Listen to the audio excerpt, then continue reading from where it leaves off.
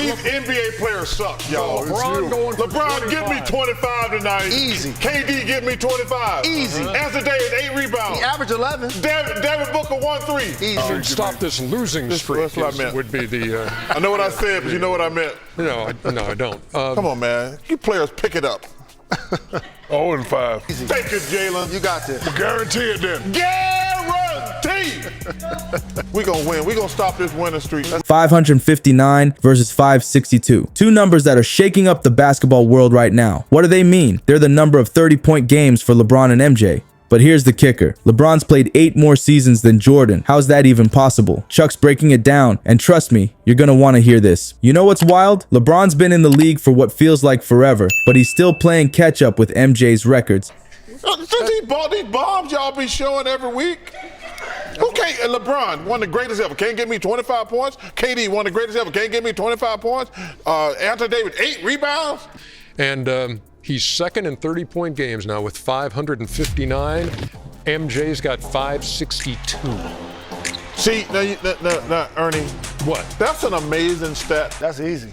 Devin Booker, 1-3? Are you kidding me? Hey, LeBron, by the way, 3 threes away from passing Kyle Korver. Ooh, Kyle Korver can shoot that thing. Number 7 all time. It's like watching a marathon where one runner got a massive head start, but the other one's still right on his heels. Let's break this down. LeBron's been balling in the NBA for way longer than Jordan. We're not talking a season or 2 here. It's a whopping 8 extra seasons. That's years and years of extra time on the court, racking up stats and making highlight reels. I'm played probably 8 more seasons? Come on, man. Y'all need to stop this. Lakers and Suns later, but first it's the Bucks and the Heat. Enjoy, Come on, man. y'all. Stop that. Talk about everybody. I don't get into debate about greatness. So LeBron has played how many more seasons than Michael Jordan and he's still behind him? That's crazy. That's crazy. And I love LeBron, but for him to be that far behind MJ. But here's where things get crazy. Despite all that extra time, LeBron's barely ahead in 30-point games. I'm talking 559 for LeBron, 562 for MJ. Can you believe that? It's like they're neck and neck in a race, but one guy's been running way longer. Think about it for a second. All those extra seasons, all those extra games, and LeBron's only got a few more 30-point performances? It's mind-boggling. You'd think with all that extra time, he'd be way ahead, right? Chuck Barkley's not having any of it. He's looking at these numbers and shaking his head. In his mind, this shouldn't even be a debate. The conversation as we're watching the game, as it will be now moving forward, about LeBron, but in this case, about what he didn't do with everything on the line. But number one, congratulations to the Warriors, but that left me mad more than anything. For him to come out and play like that with the game on the line, just be so passive. And Charles. I was so disappointed, his passiveness, and it drained all the energy out of the rest of the Cavaliers. He came out passing the ball.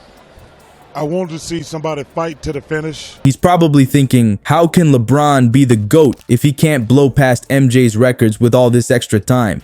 But hold up, there's more to this story than just these numbers. Yeah, the stats are wild, but they're not telling the whole tale. Basketball's a complex game, and being the greatest of all time isn't just about how many times you score 30 points. Yeah, I agree with Chuck. The body language of LeBron really, I think, took the energy from his players. And when you look, LeBron was 7 for 13. Kevin Love was 4 for 13, and Rodney Hood 4 for 14. And you can see it drained the energy out of the rest of the players because they fed off his body language.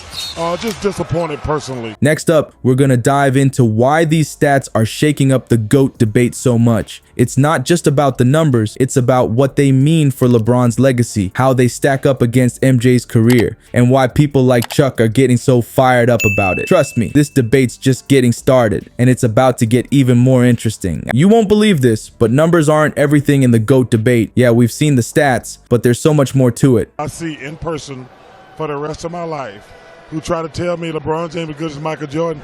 I'm just going to slap the hell out of him right on the spot. Right on the damn spot. No question asked. And I'm going to take my chances with the judicial system. Kobe Bryant put on Instagram, he said he was not buying that LeBron played with these garbage. Basically, LeBron was saying he wasn't playing with anybody, and he said, we're not as good. I know you guys didn't like that. The next person who walks up to me and say, LeBron James, who is amazing, as good as Michael Jordan, or competes like Michael Jordan, I'm just going to slap the hell out of you right on the spot.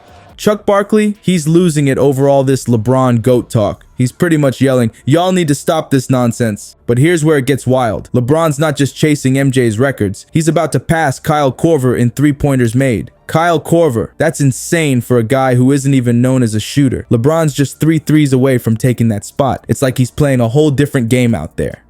But Michael Jordan's going to shoot 40 times if he has to. Kobe Bryant is going to say, okay, I'm going to make sure I'm the man. I'm going to go down on the sword. He didn't defend Durant. He took 13 shots. I don't know how else you look at it, Webb.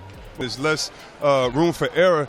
Then that means you take it upon yourself and you handle it. That means you do it. Again, Rodney Hood, he was the sixth man, took the most shots on the team. Well, yeah, you look at it. I mean, Chuck said it all. I mean, that's why Chuck's one of the best on TV. He just gives it to you like it is. And so I can't add any more to that. I would say this, though, after the comments the other day that we don't have a team and, as good of a team. Now, some folks are saying, well, duh, LeBron's played way longer than MJ. Of course, he's got more records. And you know what? They've got a point. LeBron's been in the league for ages. He's had more time to rack up those numbers. But Chuck, he's not buying it. Not even a little bit. He's thinking, if LeBron's so great, why isn't he blowing MJ's records out of the water? It's a fair question, right? If you've got all that extra time, shouldn't you be way ahead? This debate's got everyone fired up. Fans are going at it in the comments. Analysts are arguing on TV. It's like the whole basketball world is split down the middle. Why don't you be able to look in the camera and tell them what you told me? First of all, LeBron most NBA Finals Series losses, he has 6. And that ain't all on him. Now let's get Chuck.